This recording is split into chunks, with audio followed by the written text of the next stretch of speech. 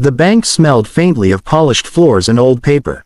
A digital clock above the service counters blinked 10:47 a.m., each second landing like a quiet accusation.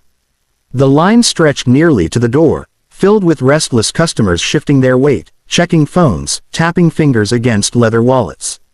At the very front stood the blind elderly woman. Her back was slightly bent, her gray hair pulled into a careful bun that spoke of pride she refused to abandon. Dark glasses hid her unseeing eyes, but they could not hide her uncertainty. One hand rested on a white cane, the other clutched a faded handbag whose zipper no longer closed properly. She took small, cautious steps forward, guided only by the murmur of voices and the echo of her cane on marble. Next, the teller called, not looking up.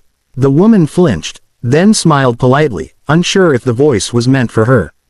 "Excuse me, dear," she said softly, turning her head. "Is it my turn?" A heavy sigh came from behind her. "Yes, finally," someone muttered. She reached the counter and began carefully placing her documents down, aligning them by touch rather than sight. Her fingers trembled, not from age alone, but from the pressure of knowing every movement was being judged. She paused, listening, as if hoping the room itself might offer guidance. "I need to make a withdrawal," she said gently. "If you don't mind, I may need a little help." The teller glanced at the line, then back at the woman. Her jaw tightened. Somewhere behind them, impatience hardened into irritation. And just like that, kindness began to feel like a luxury no one was willing to afford. The teller's patience snapped like a brittle thread. She leaned back in her chair and exhaled loudly, making sure everyone could hear it. "Ma'am," she said, her voice tight, "we really don't have all day." The blind woman stiffened. Her fingers paused over the counter, hovering as though afraid to touch the wrong thing. "I'm sorry," she whispered. "I don't mean to cause trouble." Behind her, the line erupted in low, poisonous murmurs. Why didn't she stay home? Some people have no shame. The manager approached, drawn by the tension. He glanced at the line, then at the woman, already deciding whose side he was on. "Perhaps you could step aside," he suggested, forcing a smile. "We'll help you later, when it's less busy." The word later landed like a quiet dismissal. The woman's hand shook as she reached for a pen. It slipped from her fingers and clattered onto the floor. A sharp sound, a sharper silence, followed by a soft laugh that spread far too quickly. Her face burned. She bent down awkwardly, feeling for the pen, her cane knocking against the counter. No one moved to help. "I raised my son to be patient," she said suddenly, her voice steady despite the humiliation. "He always told me, dignity matters more than speed." Someone scoffed. "Yeah, then where is he now?" The woman straightened slowly, her chin lifted, pride breaking through the shame. "He's coming," she said simply. The teller exchanged a smirk with a coworker. The manager checked his watch.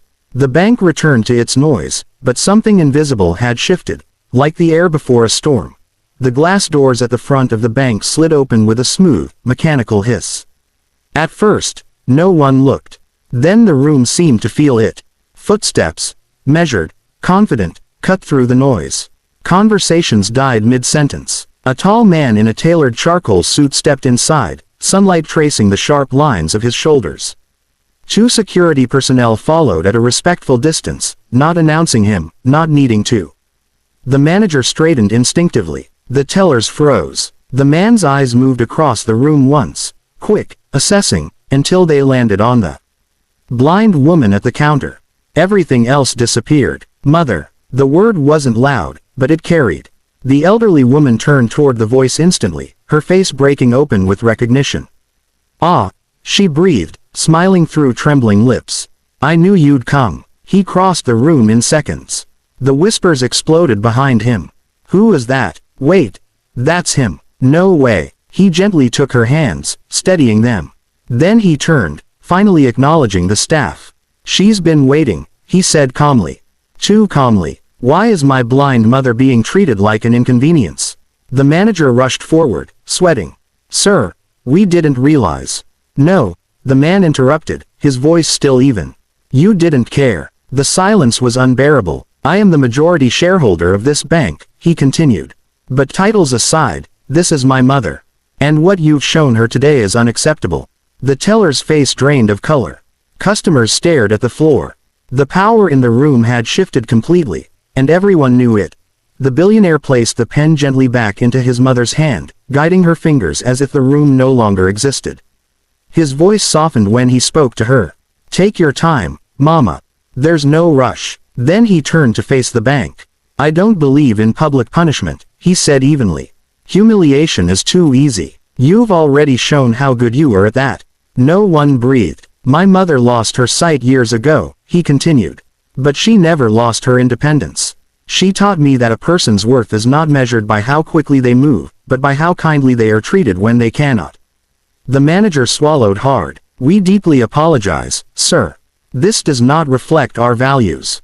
The son nodded once. "It reflects your behavior. And behavior is truth." He pulled out his phone and made a single call. Within moments, confirmation messages chimed.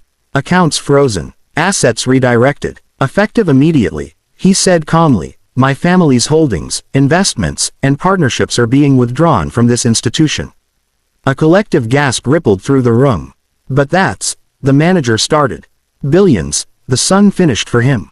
"Yes." He knelt slightly so his mother could hear him clearly. "Your birthday gift is still happening," he said with a smile. "But first, let's leave." As he guided her toward the exit, he paused once more. "Next time a blind woman stands at your counter," he said quietly, "remember today." The doors closed behind them. Inside the bank, no one spoke. The clock kept ticking, but now, every second felt far more expensive than before.